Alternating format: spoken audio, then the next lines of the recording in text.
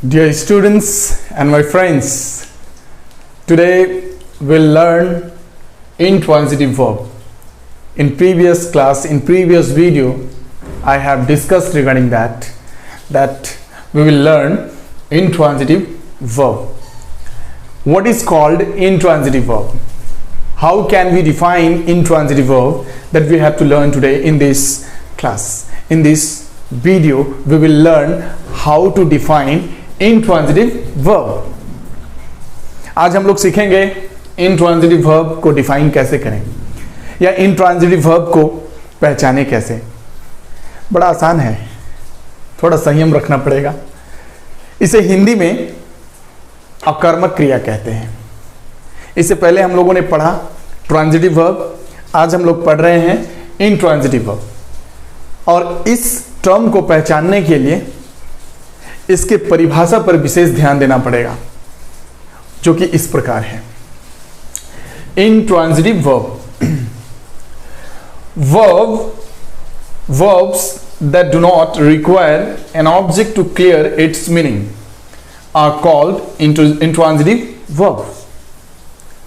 वह वर्ब जो किसी प्रकार का ऑब्जेक्ट अपने साथ नहीं रखता हो, मतलब वह वर्ब जिसे ऑब्जेक्ट की आवश्यकता ना पड़े, वैसे वर्ब्स को हम लोग इंट्रांजिटिव वर्ब्स कहेंगे।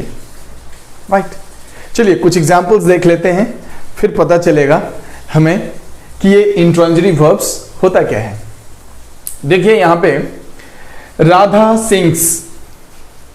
अभी सेंटेंस में हम देख सकते हैं यहां जो वर्ब आया हुआ है सिंग्स, है ना, जिसके बाद कोई भी ऑब्जेक्ट नहीं है, नो ऑब्जेक्ट। राइट, तो जिस वर्ब का कोई ऑब्जेक्ट ना हो, ऐसे वर्ब्स को हम लोग इंट्रांजिटिव वर्ब कहेंगे। दूसरा एग्जांपल देखिए, वर्ड्स फ्लाई। चिड़िया उड़ती है, पक्षी उड़ती है ना।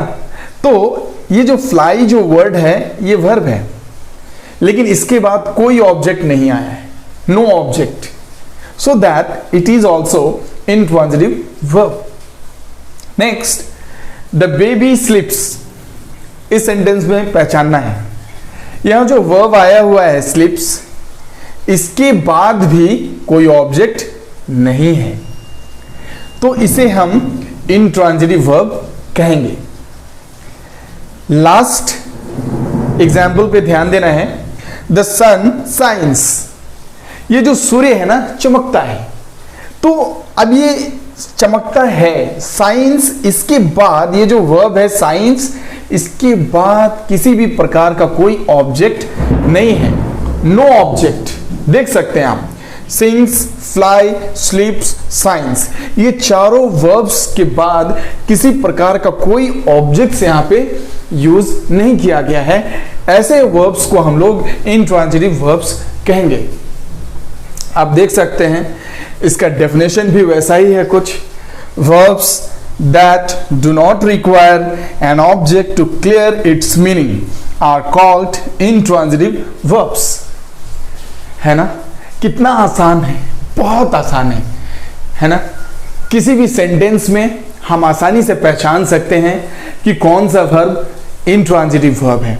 एक बार मैं फिर से रिपीट कर दूं, verbs that do not require an object are called intransitive verbs. ऐसे वर्ब्स जिनके पास कोई ऑब्जेक्ट्स नहीं होते हैं, ऐसे सेंटेंस को, और ऐसे सेंटेंस में वर्ब्स में जो ऑब्जेक्ट्स ना लगा हो, वर्ब्स के बाद कोई ऑब्जेक्ट्स ना लगा हो, तो समझ लेना है कि वो इंट्रांजिटिव वर्ब्स हैं।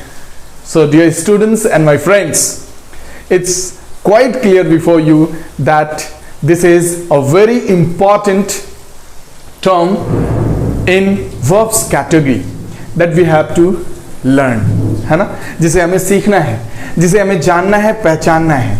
और मैं आशा करता हूं कि ये टर्म आपको बड़ा हेल्प करने वाला है आपके लर्निंग में, इसलिए आपको विशेष ध्यान देना है इस टर्म के ऊपर, जैसा कि हमने ट्रांजिटिव में पढ़ा और आज हम लोगों ने इंट्रांजिटिव वर्ब में पढ़ा है।